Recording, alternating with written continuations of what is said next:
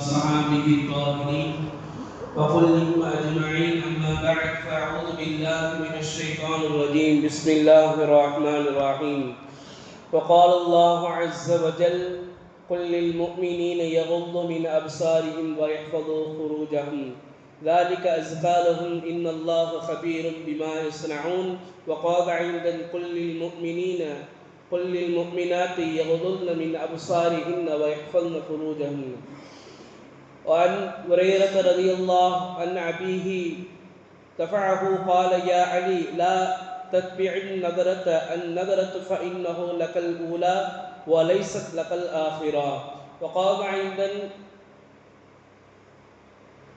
العينان تزنيان النظر صدق الله المولان العظيم وصدق رسوله النبي الكريم ونحن على ذلك من الشاهدين والشاكرين الحمد لله رب العالمين. கண்ணியத்திற்கும் மிகுந்த மரியாதைக்கும் உரித்தான் அல்லாஹுவின் நல்லடியார்களே, அல்லாஹுவின் மாபெரும் கிருபையினால் இன்றோடு நாம் 15 தராவி தொழுகையை தொழுது முடித்திருக்கிறோம். 14 நோன்பை வைத்திருக்கிறோம். மேலும் இன்றோடு குர்ஆனில் 19.5 ஜுஸுக்கள் முடிவடைந்திருக்கிறது. அல்ஹம்துலில்லாஹ். மீதம் இருக்கக்கூடிய குர்ஆன் வசனங்களை கேட்கக்கூடிய பாக்கியத்தையும், நோன்பை வைக்கக்கூடிய பாக்கியத்தையும், தராவி தொழுகையை தொழக்கூடிய பாக்கியத்தையும் வல்ல அல்லாஹு ஜல்ல ஷானஹு தஆலா நம் அனைவர்களுக்கும் தந்தல் புரிவானாக. ஆமீன்.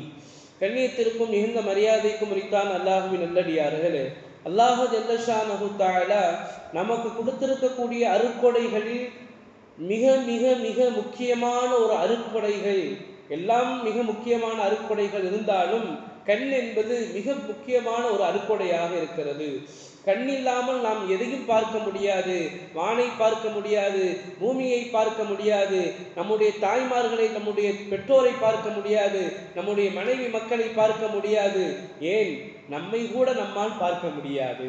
எனவே அல்லாஹு ஜல்ல ஷானஹு தஆலா இந்த கண்ணை நமக்கு கொடுத்திருக்கிறான்.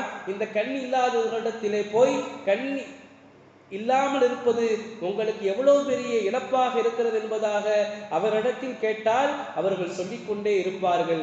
மேலான பெரியார்களே, சகோதரர்களே, அல்லாஹு ஜல்ல ஷானஹு தஆலா நமக்கு கண்ணை கொடுத்ததோடு மட்டுமல்லாமல் குர்ஆனில் இன்றைக்கு ஓதப்பட்ட ஒரு வசனத்தில் அல்லாஹ் சொல்கிறான், குல்லில் முஃமினீன யகுது மின் அப்சாரிஹிம் வ யஹ்ஃபது ஃபுரூஜஹும். ஈமான்தாரிகளே, முஃமின்களே, முஃமினான ஆண்களே, நீங்கள் உங்களுடைய பார்வையை தாழ்த்தி கொள்ளுங்கள்.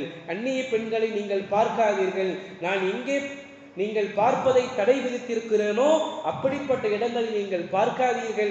உங்களுடைய மர்ம உறுப்பை நீங்கள் பாதுகாருங்கள் என்பதாக அல்லாஹு ஜல்ல ஷானஹு தஆலா ஆண்களுக்கு மாத்திரமல்ல பெண்களுக்கும் அல்லாஹு ஜல்ல ஷானஹு தஆலா அதைத்தான் சொல்கிறான், நீங்கள் அந்நிய ஆண்களை பார்க்காதீர்கள், உங்களுடைய மறைவிடங்களை பாதுகாத்துக் கொள்ளுங்கள் என்பதாக அல்லாஹு ஜல்ல ஷானஹு தஆலா குர்ஆனிலே சொல்லி காட்டியிருக்கிறான்.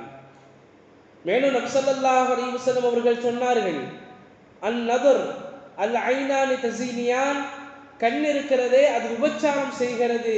எப்படி? அந்நிய பெண்ணை பார்ப்பது இருக்கிறதே அது கண்ணினுடைய விபச்சாரம் என்பதாக நபி ஸல்லல்லாஹு அலைஹி வஸல்லம் அவர்கள் சொல்லி காட்டினார்கள்.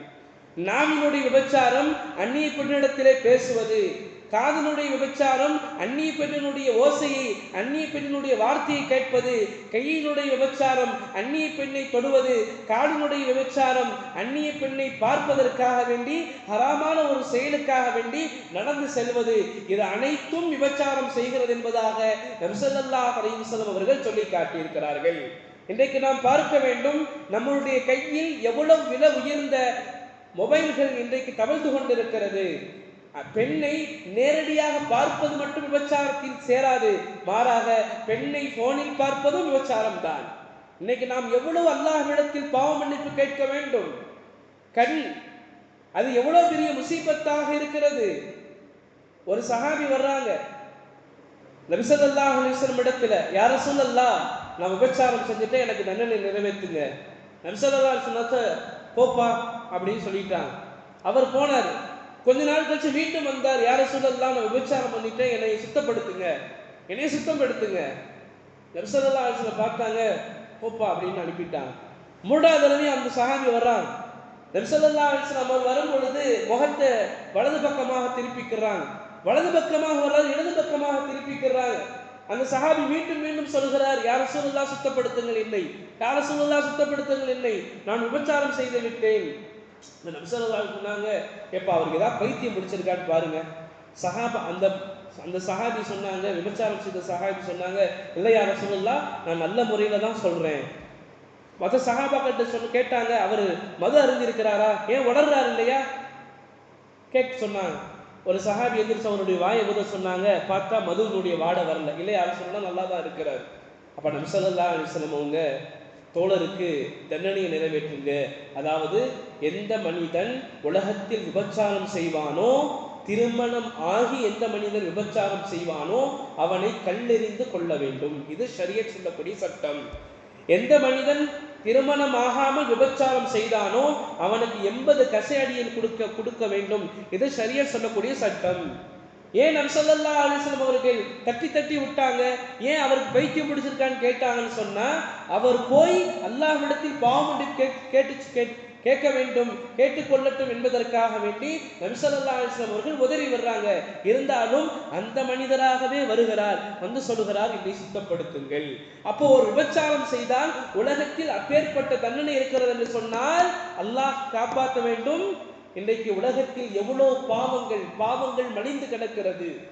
அந்நிய பெண்களை எந்த மனிதன் பார்ப்பானோ அந்த மனிதன் மீது நபி ஸல்லல்லாஹு அலைஹி வஸல்லம் அல்லாஹ் ஜல்ல ஷானஹு தஆலா சாபம் விட்டிருக்கிறான். அதோடு மட்டுமல்லாமல் எந்த பெண்மணி பார்ப்பதற்கு கிடைப்பாடோ அவனின் மீதும் நபி ஸல்லல்லாஹு அலைஹி வஸல்லம் அவர்கள் சாபம் விட்டிருக்கிறார்கள்.